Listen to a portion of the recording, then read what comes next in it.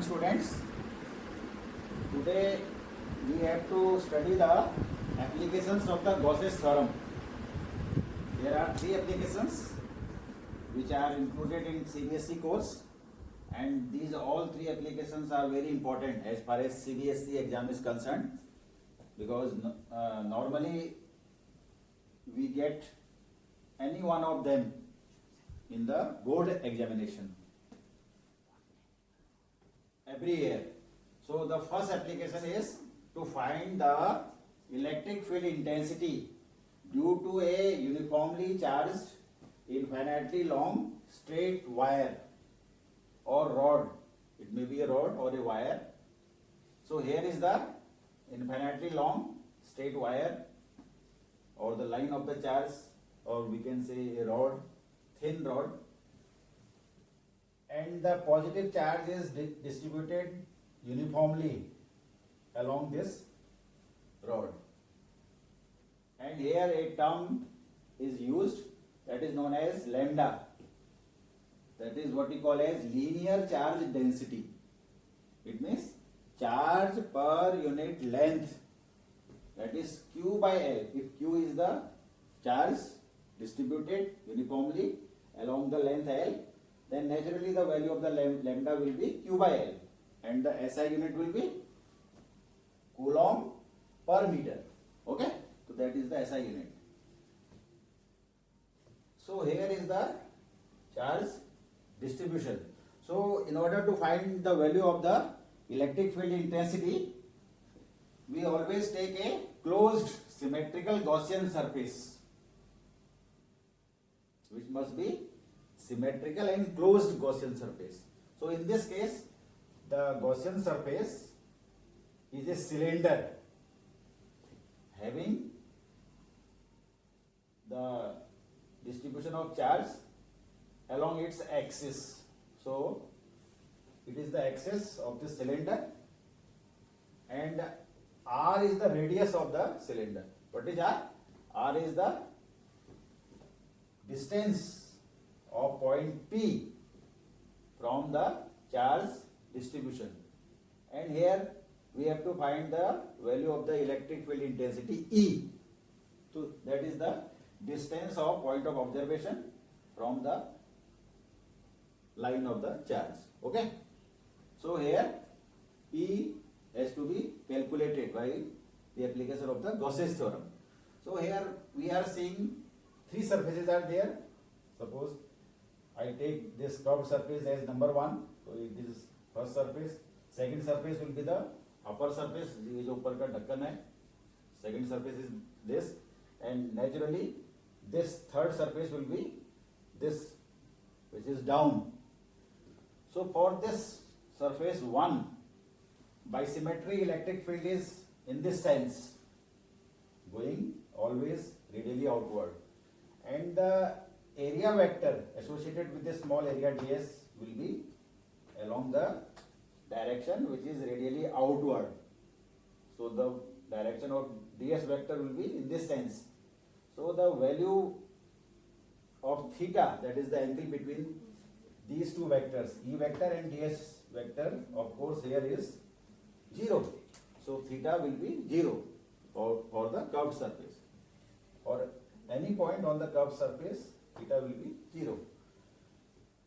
And for the second surface, which is the upper one, so the value of the electric field will be in this sense always radially outward, and the area vector will go radially upward in this case. So the angle between these two will be 90 degree. So theta for the second surface will be 90 degree. And again, by symmetry here, this area vector will go down, and the r vector is in this sense. So again theta will be 90 degree. Okay. So now we the phi, that is total electric flux, will be phi 1 plus phi 2 plus phi 3. So put the values. So phi total will be, that is E ds cos theta along the closed path. Second, E ds cos 90 along the closed path, and third is E ds cos 90 along the closed path. So here the value of the E is constant because at every point on the curved surface the value of E can be taken as constant, so that will come out of this integral. So E ds cos of 0, that is 1, and the value of cos 90 is 0. So this factor will become 0, and again this will be 0 here. So the value of phi t, that is total flux, will be E ds along this closed path. So the value of this ds will go along the curved surface. So the value of this will be area of this curved surface, that is 2 pi r into L, where r is the radius and L is the length of this cylinder, which we have taken here as the Gaussian surface. Okay, so that is equation number 1. And now we have to find the total charge inside this Gaussian surface. So the value of total charge will be lambda into L, because lambda is the charge per unit length. So once you multiply lambda with L, that will be given the total charge. So total charge is lambda into L, where L is the length, because this much of charge has to be taken into account, and which is along this length L. So naturally lambda into L will be the value of the total charge. Now apply the Gauss's theorem, that is total electric flux passing through the Gaussian surface is always equal to 1 by epsilon naught q in, that is lambda into L.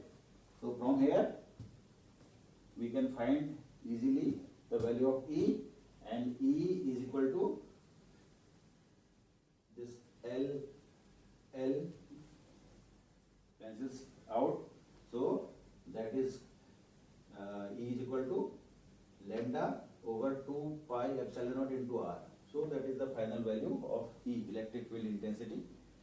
And now of course that will be radially outward. And now dependence of E. So E is inversely proportional to R. Second case, when lambda is greater than 0, it means positive charge is there, then naturally the direction of E will be along the radial direction outward. And if lambda is less than 0, it means negative charge is distributed along the wire, then naturally the direction of E will be inward. So these are the special cases. Or next application of the Gauss's theorem, to find the electric field intensity due to a uniformly charged infinite plane sheet of charge. Now the charge is distributed uniformly in a sheet which is infinitely long, moving up and down. And now we have to find out the electric field intensity at a point, suppose L, from this charge distribution. So here is the point of observation P, which is at a distance L from this charge distribution. So here P is the point of observation where we have to find out the electric field intensity. So now here we use the term known as sigma, what we call as surface charge density. It means charge per unit surface area. Suppose Q is the charge and ds is the area on which it is uniformly distributed. So the value of the surface charge density sigma will be Q by ds, and the SI unit will be coulomb meter minus 2. Okay, So that is the term which is used in this case. So now we take a closed symmetrical Gaussian surface. So as we know, the Gaussian surface must be symmetrical and closed one, keeping the orientation or keeping the distribution of the charge in mind. So here the closed surface, closed Gaussian surface is in the form of a cylinder which is piercing through this charge sheet. इसको ये pierce कर रहा है, छेदते हुए निकल रहा है. So here is the closed Gaussian surface. And now if we see this closed Gaussian surface, there may be three surfaces. Surface number one, this one, and second, this one, closed surface, and third one is this one, which is here. So these are the three surfaces of this closed Gaussian surface. So now we have to find the total electric flux passing through this Gaussian surface. So the phi t will be phi 1, phi 2, phi 1 plus phi 2 plus phi 3, where phi 1 is the flux passing through this surface and phi 2 is the flux passing through this curved surface, and phi 3 is the flux passing through this one. Okay. Now put the corresponding values for this surface by symmetry. Electric field will be in this direction,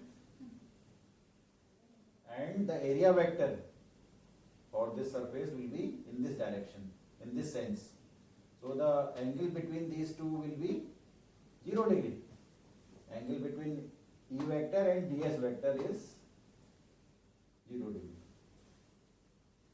And for this second surface, which one is curved one, the area vector will go in this direction, that is radially outward, and the E vector will be here, always radially outward.